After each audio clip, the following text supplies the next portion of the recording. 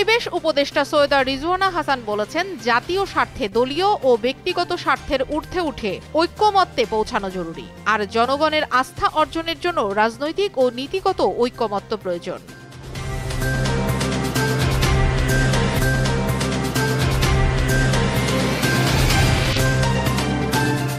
বাংলাদেশ সেনাবাহিনীর সঙ্গে যুক্তরাষ্ট্রের সেনাবাহিনীর দীর্ঘদিনের দৃঢ় সম্পর্কের প্রতি প্রতিশ্রুতি পুনর্ব্যক্ত করেছেন যুক্তরাষ্ট্রের আর্মি স্পেসিফিক এর deputy commanding general lieutenant general Joel P vowel.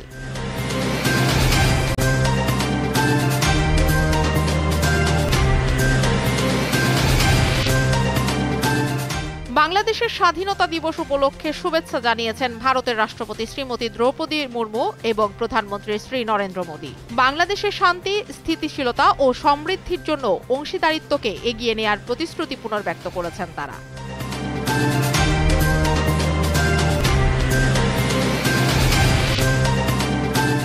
বেলারুশের president হিসেবে নতুন মেয়াদে শপথ নিয়েছেন আলেকজান্ডার লুকাশেঙ্কো। এ নিয়ে সপ্তমবারের মতো দেশটির প্রেসিডেন্ট হিসেবে শপথ নিলেন তিনি। এক প্রতিবেদনে এই তথ্য জানিয়েছে বার্তা সংস্থা আনাদোলু।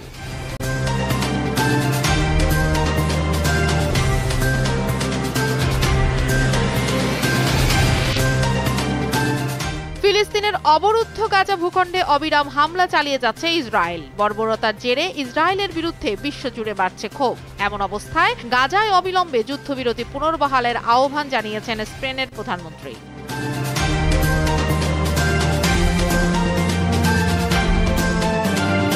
পরিমাণে সঠিক খাবার পেতে তাই আজই অর্ডার করুন ফুডি অ্যাপে। ফুডি।